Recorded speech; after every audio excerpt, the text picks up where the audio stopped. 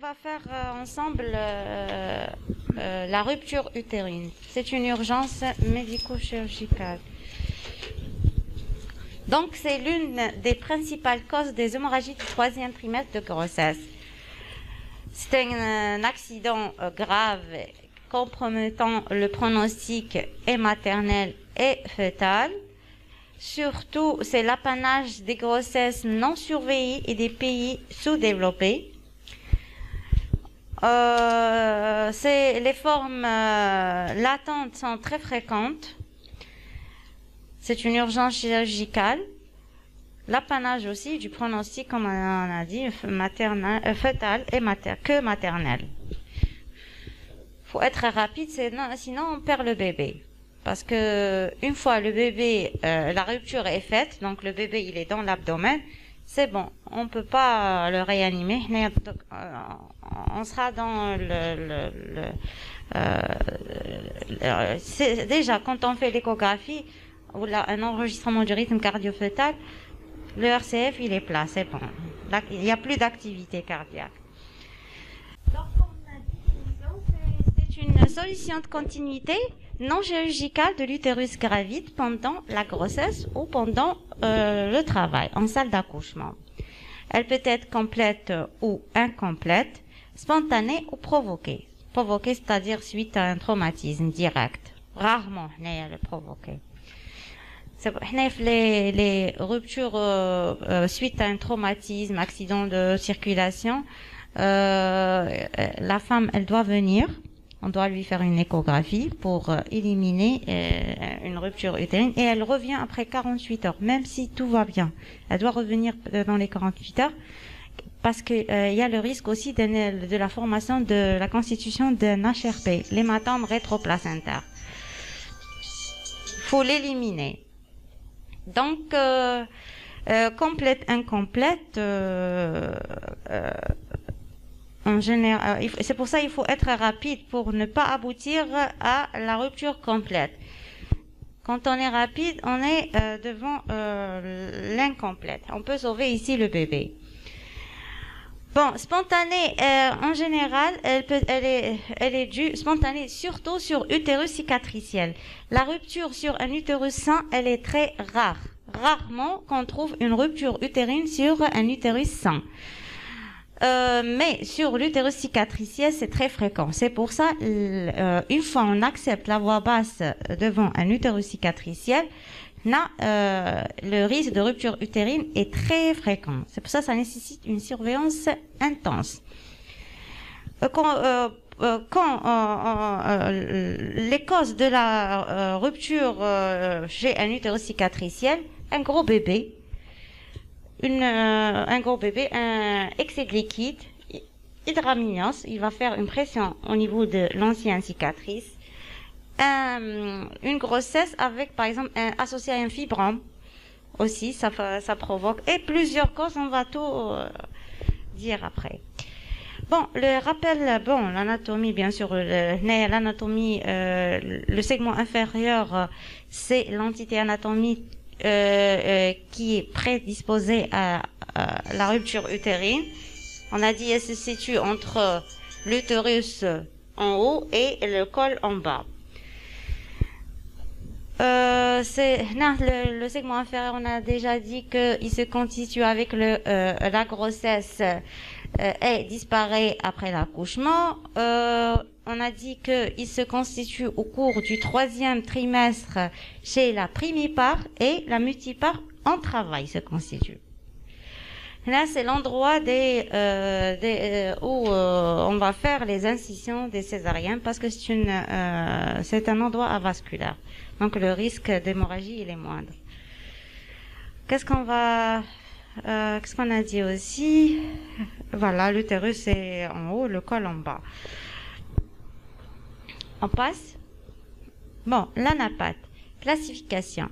Là, on va parler d'abord sur la rupture d'un utérus intact. On a dit c'est rarement sur un utérus intact, mais quand même, il faut par exemple, faut pas négliger un gros bébé devant un utérus intact, une hydramnios ou aussi un traumatisme il peut provoquer, chez un utérus sain, il peut provoquer une rupture utérine. La rupture est le forceps aussi. Après le forceps chez un utérus sain, il faut toujours faire la révision parce que le risque est très augmenté que chez l'utérus sain ou bien sûr cicatriciel. Bon, elle peut être la cicatrice complète ou incomplète. Complète, la déchirure, elle concerne toute l'épaisseur de la paroi utérine.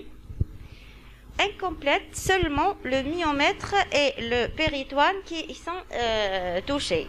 On trouve un myomètre déchiré, le péritoine et le myomètre, c'est toute l'épaisseur, mais elle est complète. Mais l'incomplète, seulement le myomètre qui est déchiré. Le bébé, il est encore dans l'utérus. Il y a le péritoine qui est intact. On va voir la formation de l'hématome sous-péritonéal. Mais l'activité, elle est toujours positive. Là, on peut sauver le bébé. Il n'est pas sorti carrément de l'utérus. Lorsqu'elle est complète, il sort de l'utérus. D'ailleurs, à la palpation, tu peux le trouver. Tu peux sentir au niveau de l'abdomen, les pieds et tout ça. Et quand on fait le toucher vaginal, il n'y a plus présentation. La femme, elle entre en salle de travail. Quand on fait le toucher vaginal, bon, bien sûr, pour voir la dilatation, 3, 4, 5, on va suivre la dilatation. Et on suit aussi, est-ce que la présentation, elle est haute, elle est fixée. Tu sens la présentation, que ça soit une tête, ou bien des pieds, les sièges, ou bien les fesses, le siège. Mais à un moment donné, on perçoit plus. La sage-femme, elle te dit, il n'y a plus de présentation. La femme, elle vient te dit, il faut vérifier avec moi. Je trouve plus de présentation, ni de tête ou ni de pied ou là si c'était un siège. Ça nous oriente vers une rupture utérine. Il n'y a plus de présentation, donc le bébé il est sorti de l'utérus, il est dans l'abdomen. Là, c'est une rupture utérine. L'hématome, voilà, on va voir l'hématome. Avance l'hématome. Voilà. Naya complète, vous avez vu, déjà la main elle est sortie, il va sortir. Naya complètement. Le péritoine, le myomètre, tout est déchiré. En haut, va sortir. En bas, c'est incomplète. Le péritoine, il est intact, sauf le myomètre. Naya, vous avez vu la formation de l'hématome. Ce n'est pas le fœtus qui est sorti, c'est l'hématome. Vu la déchirure de le myomètre, il saigne le myomètre, il va constituer la formation de l'hématome. Bon, retourne. En bas, c'est incomplète. Naya, l'activité, elle est positive, l'incomplète. Sauf il a déjà fait, par exemple, je sais pas, un problème auparavant, une souffrance, un liquide vert épais et tout ça. Naya, il a déjà fait l'activité. Mais c'est pas la rupture qui a causé l'incomplète qui a causé l'activité négative, le décès du fœtus. Quand on est devant une rupture sur un utérus cicatriciel, c'est la même chose. Elle peut être complète ou incomplète. Incomplète, c'est la disunion de l'ancienne cicatrice. Complète, la cicatrice corporelle, les deux berges sont complètement séparées. Les membranes, elles sont rompues, le fœtus est expulsé. Il est sorti de l'utérus. Donc là, on a la séparation entre les deux berges complètement. C'est bon, le myomètre est déchiré, les membranes, tout est déchiré et le fœtus, il est sorti. L'incomplète, qui est la disunion, il y a la séparation des deux berges, alors que le péritoine, il reste et les membranes restent intactes. Les deux berges sont séparées, mais le péritoine et les membranes restent intactes. C'est que le myomètre qui est déchiqueté. On passe. Voilà. Les lésions associées, c'est la même chose que sur un utérus cicatriciel ou sain. La complète et l'incomplète, c'est le même principe. L'autre, disunion, parce qu'il y avait une cicatrice, ou là, la séparation des berges, carrément. Les lésions associées, bon, bien sûr, la rupture au niveau de l'utérus, elle va descendre au niveau du col. Et vu que la paroi antérieure de l'utérus est collée sur le mur postérieur collé à la paroi antérieure de l'utérus, on va avoir rupture de la vessie, aussi la lésion aussi des urétères et des déchirures au niveau du col et du vagin. C'est des lésions associées. Donc devant toute rupture utérine, quand on fait une césarienne, on remarque une rupture utérine, il faut faire aussi voir en bas l'utérus, le vagin, parce que on peut avoir des déchirures et ruptures associées. La vessie, on va la contrôler. Et on doit la réparer toute lésion associée. Bon, localisation, surtout au niveau, dans 80% des cas, au niveau du segment inférieur. Au niveau surtout de la face antérieure. Rarement, elle peut se latéraliser, rarement. Et dans 20%, le siège au niveau du fond, elle est corporelle, rarement aussi corporelle, surtout segmentaire, antérieure. Corporelle, elle touche surtout la corne, une des cornes, soit droite ou gauche. Et surtout la face antérieure. Rarement la face postérieure, rarement. La face postérieure, quand on a une infection, la face postérieure, elle favorise la rupture. Parce que l'endroit de l'infection, il est fragile. On passe. Si quelqu'un a une question, il questionne. Il m'arrête. Donc, on passe maintenant à l'étiologie. Bon. La rupture utérine sur un utérus sain, elle peut être spontanée comme provoquée. Spontanée au cours d'une dystocie mécanique, c'est-à-dire dystocie mécanique surtout devant un gros bébé qui va favoriser cette dystocie, ou bien on a dit aussi un excès de liquide, ou là un obstacle prévient, il va aider à favoriser la rupture. Ou bien des caractéristiques procréatives, un utérus d'origine fragile, ou là un bas niveau socio-économique, bien sûr, une femme, je ne sais pas, qui se fatigue, qui voyage tous les jours, qui prend des trucs lourds, qui lave le linge sans les méthodes difficiles et tout ça, qui prend... C'est le niveau socio-économique aussi bas, et il favorise la rupture. L'âge, les deux âges extrêmes, avant 18 ans, après 38 ans. Bon, avant il disait avant 35 ans, mais actuellement il y a une étude qui dit entre 30 et 38 ans, après 38 ans, il vaut mieux éviter une grossesse. Autre facteur, l'anémie, elle favorise aussi bien sûr, l'infection et tout ça, c'est des facteurs le tabagisme, d'autres facteurs aussi. Une femme qui a été opérée, qui a un utérus polymyomateux, qui a été opérée. Elle a fait une myomectomie, donc dès que l'endroit de la cicatrice va fragiliser l'utérus. Ou bien aussi, il y a plusieurs facteurs. Le curetage, une femme qui a fait un avortement, la cureté aussi, ça rend l'utérus fragile. Partant aussi la rupture provoquée. Quand on provoque la rupture utérine si on utilise les utérotoniques. Syntocinon par exemple, le cytotec, c'est des utérotoniques, on déclenche avec. Mais quand on déclenche, il faut être vraiment méfiant, parce que ça favorise, donc il va provoquer de fortes contractions. Les fortes contractions, ils vont favoriser, c'est des contractions supérieure à la normale, ils vont favoriser cette rupture. L'utilisation des manœuvres obstétricales, comme bien sûr l'expression. Les expressions, il vaut mieux éviter les expressions. Des fois, la femme elle accouche, je dis une femme ménage, je rentre la salle, je trouve la femme ménage, la sage-femme, toute femme obèse, elle est sur son ventre. Bien sûr, elle va faire une rupture utérine.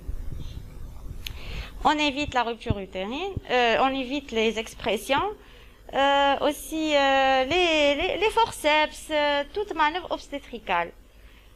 Traumatisme direct, bien sûr, ça favorise, tu donnes un coup sur le ventre, bien sûr, ça favorise une rupture utérine.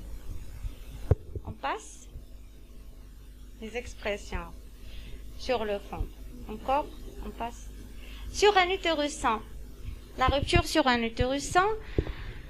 Bon, sur la cicatrice de césarienne antérieure. Celui qui a déjà une femme qui a une cicatrice, elle est de césarienne, elle est prédisposée de faire une rupture parce que la césarienne, elle risque de se fragiliser et se rompre. Rupture sur cicatrice d'hystérotomie pour interruption médicamenteuse de la grossesse. Interruption médicamenteuse de la grossesse, c'est que c'est une indication médicale qui impose l'accouchement. Par exemple, comme on a dit, par exemple, une femme cancéreuse ou là, qui est en train de faire la chimio et la grossesse elle est contre-indiquée, on va faire l'interruption médicamenteuse de la grossesse. C'est parce que la grossesse elle est contre-indiquée pour la femme. Aussi. Hein?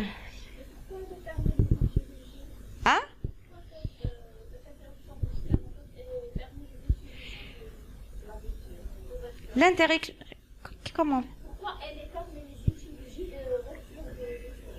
Parce que tu vas faire une cicatrice. Comment tu vas faire l'interruption? On va ouvrir la femme. Pour quand est-ce qu'on fait?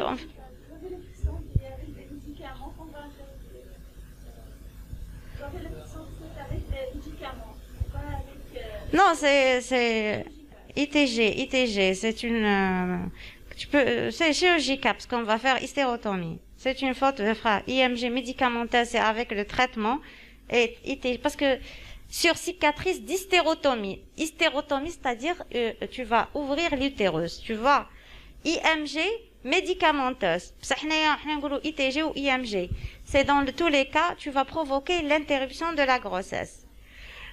Donc, ça nécessite une hystérotomie. La cicatrice, elle va rendre elle est fragile. Donc, une deuxième cicatrice, elle va le rendre plus fragile. Encore, qu'est-ce qu'on a dit? Perforation toute perforation, bien sûr, traumatique, comme curetage, on a déjà dit. Le curetage, il est agressif pour l'utérus. Toute femme qui va faire un curetage, le curetage, c'est agressif. Il va rendre le myomètre fragile. C'est pour ça on évite, il vaut mieux éviter le curetage pour la prochaine grossesse. Le risque d'une déjà il favorise le curetage hystéroscopique, le risque de grossesse extra-utérine, beaucoup de conséquences. La cicatrice de rupture, bien sûr, un utérus qui a fait une rupture utérine, c'est bon, il va faire le risque de faire une deuxième rupture, troisième, il est intense. C'est pour ça que une femme qui a déjà fait une rupture utérine, on programme une césarienne avant l'entrée en travail. Parce que les contractions et tout, ils vont favoriser une rupture utérine. Donc, rupture utérine, c'est une césarienne programmée avant l'entrée en travail. Des cicatrices après chirurgie gynécologique, on a déjà dit, une femme qui a fait une myomectomie, salpingectomie, hystéroplastie, toute cicatrice gynécologique est susceptible de faire une rupture utérine. Certains les contraintes qui sont exercées sur la cicatrice, bien sûr, un gros bébé, des manœuvres obstétriques comme le forceps ou la ventouse, la pratique de l'ocytocine, les traitements déclenchants, ou bien sûr distension, que ça soit macrosome, GG, triplé ou là, des grossesses multiples, ils vont faire une surdistension sur la cicatrice. Donc, ils favorisent la rupture utérine. L'hydramnios, parce que c'est une pression qui va fragiliser la cicatrice et la rompre. Et un gros bébé aussi, il va fragiliser l'ancienne cicatrice et va la rompre. Vous avez compris? Oui. Sûr? Celui qui n'a pas compris, il m'arrête. Donc, on passe un exemple. Bon, le diagnostic. Le diagnostic de la rupture utérine, on a d'abord le syndrome de pré-rupture et après, la deuxième phase, c'est la rupture proprement dite. Le syndrome de pré-rupture, qui est le classique anneau de Bandel-Fromel, la forme de l'utérus en sablier. Mais cette forme, elle est, des fois, même les sages-femmes, même une femme ménage, elle peut la diagnostiquer. Une femme ménage, donc avec le temps, expérimentée. La femme ménage du bloc d'accouchement te dit, docteur, tu passes docteur, tu dis que mais j'bنيش هذيك la femme, je suis même دايره هكا. Voilà, des fois, nous aurions la garde, elle est vraiment. Regardez, l'utérus, il a une forme bizarre. Il y a la forme en sablier. Vous connaissez le sablier? Avec la montre, avec تقول لك هذه بالك هي تقول لك ولاده طارتك هم يعرفوا avec le temps ma rupture c'est الولاده طارتك la femme ménage ولا il y a plusieurs cas. Eh ben je fais l'examen gynécologique, gagne RCF plat, au TV il y a plus de présentation. Quand j'ouvre une gaffe la césarienne, une rupture là des fois. Donc cliniquement c'est visible l'utérus en sablier. Parce que ça donne, l'utérus, il a la forme homogène en globe. Quand on a une rupture, ça va faire... parce que c'est bon, on a la disunion entre les deux berges, la séparation entre les deux berges. Donc, ça donne la forme. Cliniquement, c'est vraiment visible. Là. Donc, d'abord, avant de voir la clinique, la femme, elle se plaint elle te dit, je sens une tension douloureuse au niveau des ligaments. Parce que ça y est, la séparation, vu la séparation entre les deux berges, ça va faire une pression des ligaments. Et la femme, elle va te dire, j'ai une tension au niveau des ligaments. Ligaments rond. Bon, on perçoit aussi une hypertonie utérine. On perçoit aussi, quand on fait l'examen gynécologique, on remarque un œdème cervical, un œdème au niveau du col. C'est un signe en faveur d'une rupture utérine, pré-rupture. Aussi la stagnation de la dilatation. La dilatation, elle est 3, 4, 5, après elle reste stagnée, 5, 5, 5. Là, ça nous oriente vers une rupture. Aussi, quand on fait l'inspection, on va remarquer la formation de l'anneau de Bandel-Fromel. On passe. Vous avez vu on passe et en haut c'est un utérus, hein. Il n'y a pas de rupture. En bas c'est en bas regarde l'utérus en sablier. Vous avez remarqué, là c'est bon, la rupture elle est faite. Je passe. Ok. Non, on est deuxième phase, c'est le tableau de rupture, c'est le plus fréquent. Bon, la femme, déjà elle est en état, quand la rupture s'est installée, la femme, elle fait un état de choc, un tableau d'état de choc, une hypotension, c'est bon, elle perd conscience. On remarque aussi cliniquement une hémorragie de variable abondance. Le sang, il est rouge par rapport au sang de l'HRP, parce qu'on peut voir un HRP qui se constitue en salle de travail. L'HRP, le sang, il est brunâtre, noirâtre, par rapport à celui de la rupture utérine. parce que les deux, c'est des urgences. Il faut être rapide. Celle-là, le sang, pendant la rupture, il est rougeâtre par rapport à l'HRP. La disparition de contraction utérine, au début, elle contractait, après te dit, j'ai plus de contraction. Docteur, j'ai plus de contraction. C'est un mauvais signe.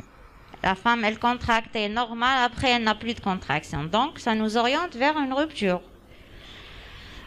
Quand on fait l'échographie, les BCF négatifs, ou l'activité négative, ou là, quand on fait la sage-femme, elle fait l'auscultation, elle trouve plus d'activité. Non, aussi, ça nous oriente vers une rupture utérine. Là, tu perçois l'utérus sous la peau. Là, il fait la rupture complète. OTV, disparition de présentation, on recherche une brèche segmentaire. Quand on fait le toucher devant ces signes, on va faire un toucher vaginal. Tu vois plus de présentation, alors qu'elle était avant une tête. Quand on est devant un sommet, où elle était avant un siège, tu perçois les fesses, les pieds. Là, il n'y a plus de présentation. Là, qu'est-ce que tu fais? Tu dois un peu remonter en haut. Tu vas voir la rupture ou bien la brèche. Pour être, quand on est devant une présentation qui n'est pas présente, on doit voir la brèche. On va voir la brèche. Tu vas sentir la séparation avec le toucher.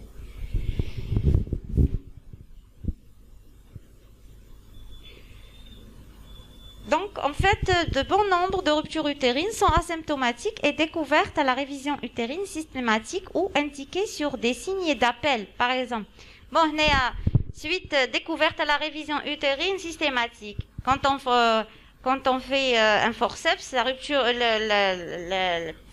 la révision, elle est systématique. Que ça soit sur un utérus sain ou un utérus cicatriciel. Tu dois faire la révision utérine. Des fois, tout est normal. On a fait un forceps de dégagement. Après, quand on a terminé le forceps, on a tiré le bébé. On va faire un examen juste pour révision. On trouve la rupture, la brèche.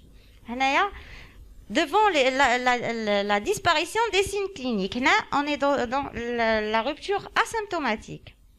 Il n'y a pas de signe avant. Indiqué. Ou bien aussi découverte à la révision utérine systématique ou indiqué sur un signe d'appel. Des fois, on a seulement des métrorragies au cours du travail. Tout est normal que la métrorragie, le saignement. Le saignement, c'est un signe de rupture utérine ou bien HRP. Mais celui de l'HRP, aucun des l'HRP, il est noirâtre. On a un tableau typiquement pour l'HRP. Je ne vais pas vous mélanger les symptomatologies. Ça, il faut bien savoir la différence entre la symptomatologie de la rupture et la HRP. Attention, hein, question de piège. Ou bien, tout est normal. On bête, hop, une souffrance fœtale détectée à l'ERCF. Alors que tout est normal. Là, devant une souffrance fœtale isolée, attention, il ne faut pas éliminer une rupture utérine. Des fois, on va faire la césarienne pour sauvetage fœtal, alors qu'on a totalement éliminé une rupture parce que maintenant aucun signe. Je fais la césarienne pour une bradie sévère, je dois être actif. Je tire le bébé, je trouve dès que je fais l'incision, je trouve la rupture. Mais aussi, elle est asymptomatique. Le seul signe, c'est la souffrance. Maintenant, il y a une césarienne pour souffrance fœtale. Alors que la cause, c'est la rupture. Donc, devant une bradycardie ou bien un ERCF pathologie, il ne faut pas éliminer une rupture utérine. Donc, après accouchement par les voies naturelles ou à la césarienne effectuée pour une autre raison que la suspicion de rupture utérine. Tu tires le bébé pour autre chose, quand tu ouvres, tu trouves une rupture utérine. Mais on est devant une rupture utérine asymptomatique. Il n'y a pas de signe qui prouve. Tu trouves pas avec le signe de sablier ou là. Ok, je passe celui qui n'a pas compris. La rupture utérine asymptomatique, on a dit au début, elle est fréquente. On passe. Bon, les formes cliniques, on a plusieurs formes. Commençons par la forme retardée trompeuse. Elle est découverte par une révision utérine devant une hémorragie de la délivrance. Bien sûr, quand on fait une hémorragie de la délivrance, il faut faire la révision. La femme, elle est en train de saigner. Tu fais la révision. Vous avez fait le cours de délivrance? Vous avez fait, avec le prof, je crois. Quand on fait la révision, qui est systématique suite à une hémorragie, tu trouves la brèche, la rupture. Là, c'est une forme retardée trompeuse. À la fin, après l'accouchement et tout ça, après la révision, on a fait la révision, on a remarqué la rupture. La forme latente, elle est fréquente, se produit sur un utérus cicatriciel ou après un accouchement par forceps. Donc, c'est pour ça, la révision utérine, elle s'impose devant tout accouchement instrumental ou sur un utérus cicatriciel. Je vous ai dit, quand on applique un forceps, systématiquement, il faut faire la rupture, la révision. Que ça soit utérus sain ou cicatriciel. Aussi, tout accouchement normal sur utérus cicatriciel, il impose la révision utérine. Mais la femme, elle a accouché normal, elle a fait une césarienne, après la césarienne, elle a accouché. On a accepté la voix basse.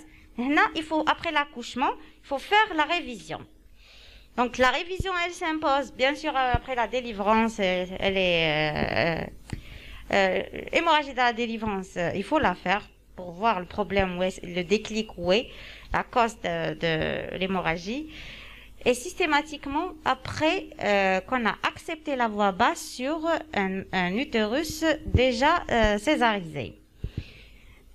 Il faut faire la révision utérine, ou bien aussi elle s'impose après avoir fait un forceps, que ce soit sur un utérus normal sain ou un utérus cicatriciel. Tout forceps impose la révision utérine. Je passe. Le diagnostic différentiel, bien sûr, on a dit l'HRP, placenta, l'hématome rétroplacentaire. La clinique surtout, la différence fait le saignement, la couleur, l'autre, parce que c'est un hématome, il est noirâtre. Celui-là, il est rougeâtre. L'autre, l'autre, il n'y a pas de temps de relâchement. Il y a un moment de long qu'il n'y a plus de les contractions, il n'y a pas de relâchement. Mais la rupture, à la rupture, là, il n'y a plus de contractions. Ça diffère entre les deux. La placenta prévia aussi, vu le saignement, le placenta prévia au saignement, il est rougeâtre.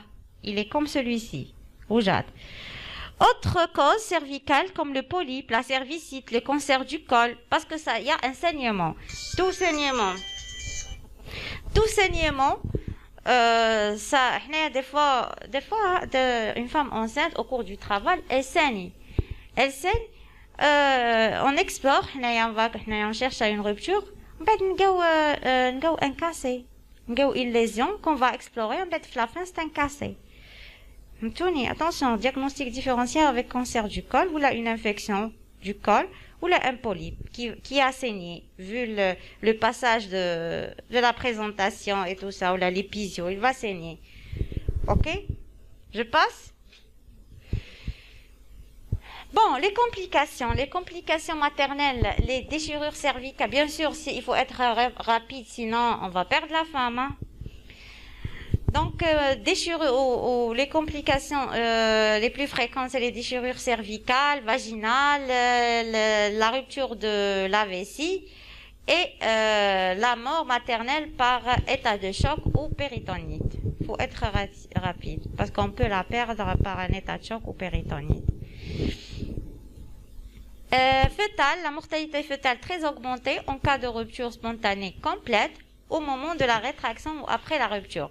On a dit complète, hein. Et je vous ai dit complète, on perdra le bébé. Incomplète, quand on est rapide, on peut le sauver. On passe. Bon, le traitement, bien sûr, on a le traitement de réanimateur, il faut corriger les troubles hémodynamiques et aussi le trouble d'hémostase parce qu'elle est en train de saigner à l'intérieur, ça va faire trouble de la crasse sanguine. Aussi, le traitement, on passe quand chirurgical, ça dépend. On peut seulement suturer l'utérus, comme on peut aller jusqu'à l'hystérectomie si on n'a pas pu assurer l'hémostase. Là, il faut être rapide pour sauver la femme, il faut faire l'hystérectomie. Bien sûr, tu dois chercher une déchirure du col, qu'on doit la réparer, tu dois la suturer, ou la vessie, ou le vagin. On passe. Bon, bien sûr, comme indication, on préfère la suture que l'hystérectomie, surtout surtout une femme qui est jeune, n'a pas beaucoup d'enfants. Pourquoi on va faire rapidement l'hystérectomie? On doit faire le possible pour conserver l'utérus. L'hystérectomie, si l'utérus est en très mauvais état, elle s'impose pour ne pas perdre la femme. Vérifier et corriger les lésions associées. On a dit déjà la vessie, le rétère, le vagin. Il faut réparer le col. Et si on est devant une grande multipare, et antécédent une grande multipare avec une rupture utérine, il vaut mieux faire une ligature de trompe pour qu'elle ne fasse pas une autre rupture utérine. Ou bien une femme qui a déjà fait une rupture utérine et elle a des enfants, on lui propose une ligature de trompe. Ok? Bien sûr, il faut l'accord de la maman, la femme et le mari. Hein, parce que si le mari ne signe pas, il peut nous attaquer en justice. Il doit signer. Prévention. Là, c'est la prévention qui compte pour la rupture utérine. La prévention des ruptures sur utérus cicatriciel. Quand est-ce il faut prévenir, quand est-ce qu'on doit faire la césarienne à titre préventif sur utérus cicatriciel? On doit la faire, prévention des ruptures cicatricielles d'abord, la rupture simple. Césarienne itérative prophylactive, si on doit faire avant l'entrée en travail, on va être prophylactique avant l'entrée en travail et pour éviter une rupture à titre prophylactique, pour ne pas tomber dans le risque de rupture.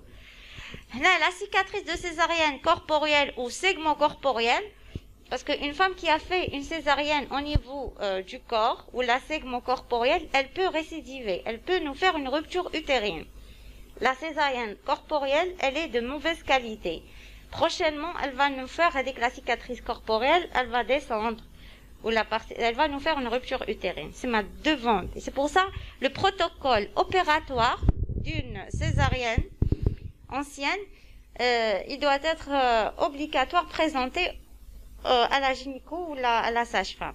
Parce qu'une femme qui vient sans protocole, c'est une césarienne. Parce que je sais pas, la césarienne qui a été faite auparavant, est-ce que elle est corporelle?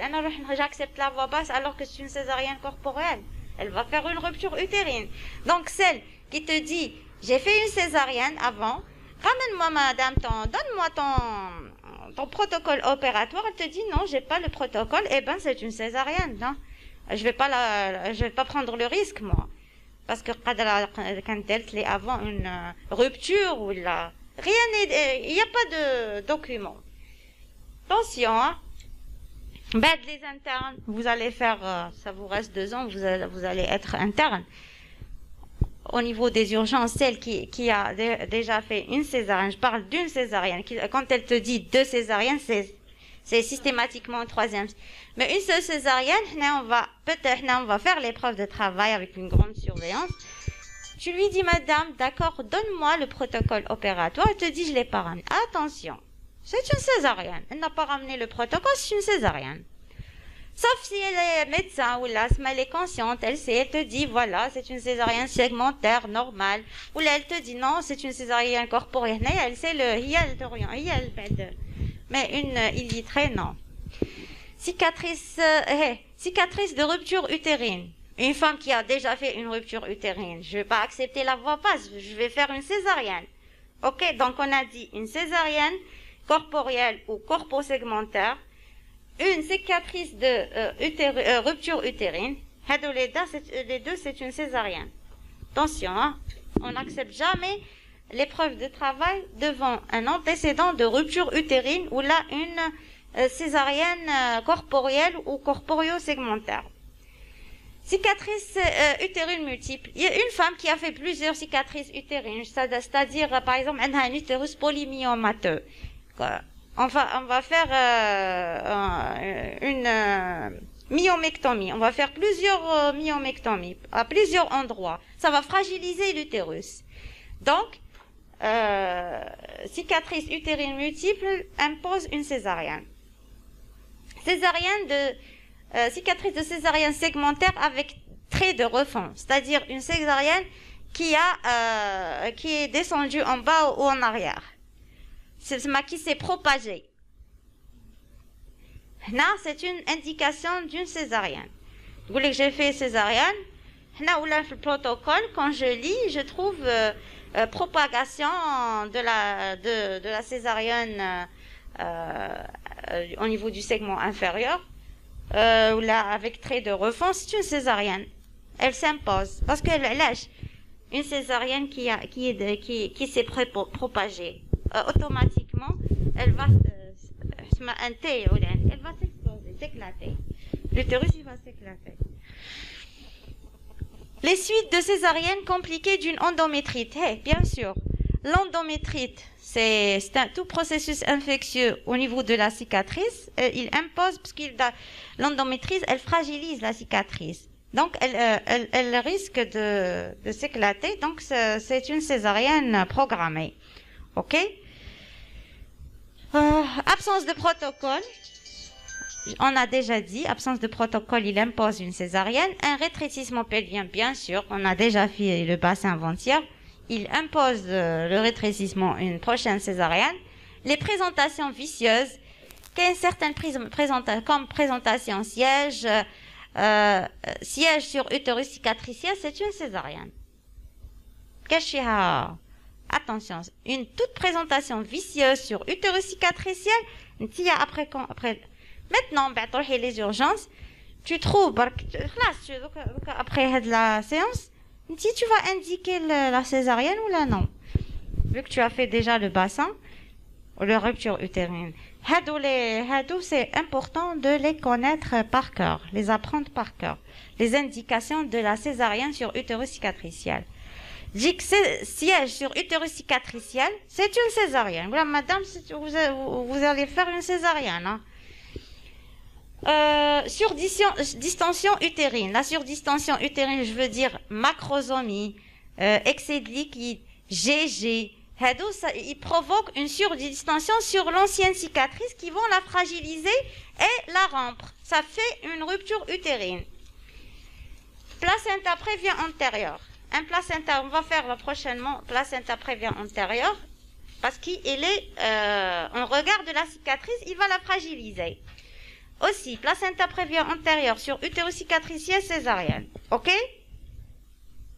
Hadou les indications à apprendre par cœur. Tu peux pas réfléchir, fihom. Présentation vicieuse, siège sur utérus cicatriciel, madame césarienne. Bicicatriciel césarienne. Tri et quadri et tout ça.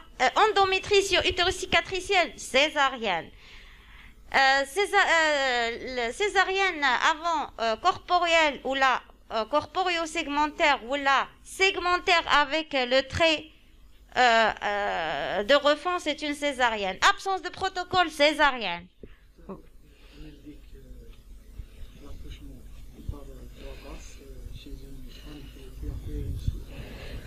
Qui a fait elle a une césarienne? Quand est-ce qu'on accepte?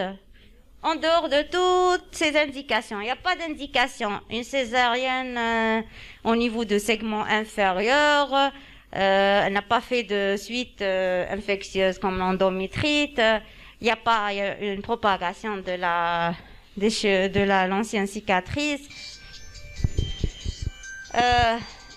Bien sûr, elle a ramené le protocole, un bassin large. Quand on a fait la radiopelvimétrie, on a l'indice de Magnin supérieur à 23, une présentation céphalique, le bébé liquide amniotique en quantité normale, le placenta il est fendique, le fond pas antérieur. Encore, on a la biométrie normale, un seul bébé présente grossesse monofœtale, pas de GG ou la gémellaire ou la triplée. Là, tu acceptes la voie basse. Liquide en quantité normale, excès de liquide, attention. Oligo aussi, attention, parce que le travail ne peut pas se faire à sec. L'oligo, c'est un liquide réduit. Tu vois, oligo sur utérus cicatriciel, il faut faire, je peux accepter, mais avec une grande surveillance, hein, parce que le travail chez l'oligo, je suis difficile, parce que à sec, il va se faire. Je vais suivre avec une grande méfiance. Mais quelqu'un qui n'accepte pas, je passe. Ah. Et bon, quand est-ce qu'on accepte l'épreuve utérine? Chez toute femme qui l'indication de la césarienne prophylactique n'a pas été retenue. En dehors des indications qu'on a dit tout à l'heure, en dehors de toutes donc les indications, tu peux accepter la voie basse, mais la révision, elle est systématique ici. Quand on accepte la voie basse, après l'expulsion de fœtus, tu dois, et le placenta, tu dois faire la révision. Attention, parce qu'il y a toujours le risque devant un utérus cicatriciel, et on a accepté la voie basse, le risque de rupture, il est présent, attention. Il est systématique de faire une révision utérine devant l'épreuve de travail. L'épreuve utérine chez un utérus cicatriciel. Vous avez compris, les garçons, vous avez compris. Attention, le gynéco, on n'est pas intéressé et tout ça, mais tu peux partir, un poste, un patelin, tu seras obligé de connaître tout ça. Généraliste, attention, généraliste, il peut faire un accouchement. Mon père, c'est un généraliste. Ma mère, elle est venue, une femme, la salle d'attente, quand sa dilatation complète, la tête à la vue, il était obligé de faire l'accouchement. Un généraliste, hein.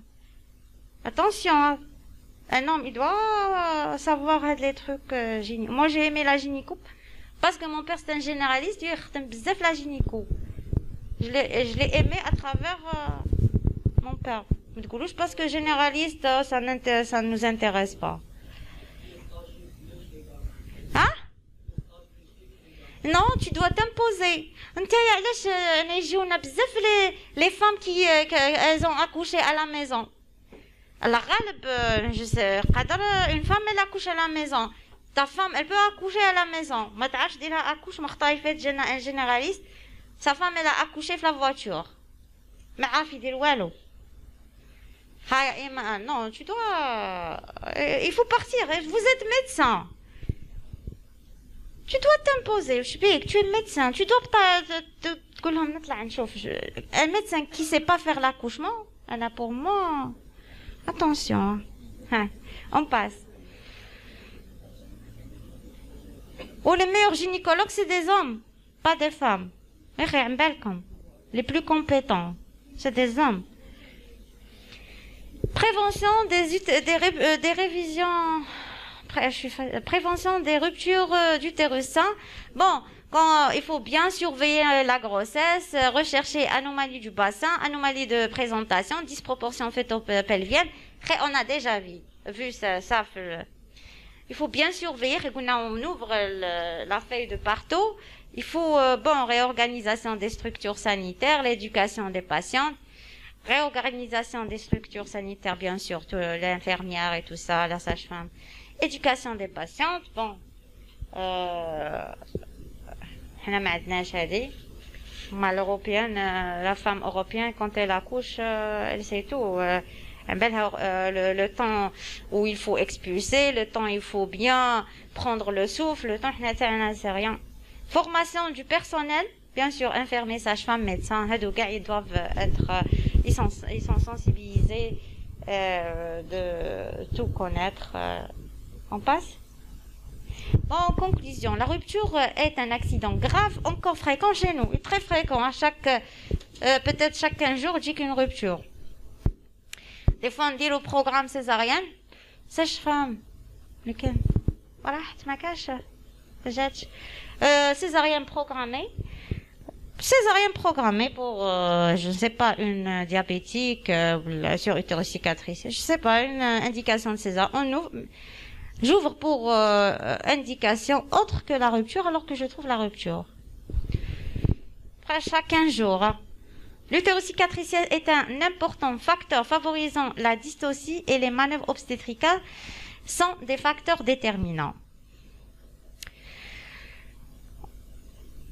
Vous avez compris. On a dit le forceps et tout ça. Les conséquences sont fâcheuses, d'où l'importance d'une prévention qui passe par le développement de l'infrastructure sanitaire, la surveillance de la grossesse et du travail, révision utérus systématique en cas d'hémorragie de la délivrance, utérocicatricielle et accouchement instrumental. On a dit la révision, elle s'impose devant les 3 cas. C'est une question très fréquente pour les externes. Elle s'impose devant un accouchement par forceps, instrumental. Elle s'impose devant l'utérocicatricielle. Quand on accepte la voix basse, tu dois faire la révision. Et bien sûr, en cas d'hémorragie de la délivrance. La femme, quand elle saigne après l'accouchement, il faut faire la révision. Il faut bien mettre ça dans vos têtes. Qu'est-ce qu'on a dit aussi? Surveillance de la grossesse et du travail. Bien sûr, il faut bien surveiller la grossesse. Parce que pendant la surveillance de la grossesse, qu'il dit, madame, tu as un gros bébé, alors que tu as fait une césarienne ou un excès de liquide, madame, il vaut mieux faire une césarienne et la programmer. Déjà, la femme, la gestante, elle est sensibilisée. Elle sait elle vient pas, elle dit un gros bébé, ou elle vient pour accoucher sur un utérocicatriciel, dit dilatation complète, tête à la vulve, c'est bon, l'accouchement est imminent, on perd la rupture. Alors, ce genre de femme, on doit programmer la césarienne. Qui te dit, madame, je vais te programmer. Mais si on travaille à dilatation complète, la tête à la vulve, c'est bon. Vous voyez? On a dit les conséquences sont fâcheuses parce que une fois par année, on perd une femme par rupture utérine. Attention, on peut perdre la femme par rupture utérine. Et le bébé, souvent.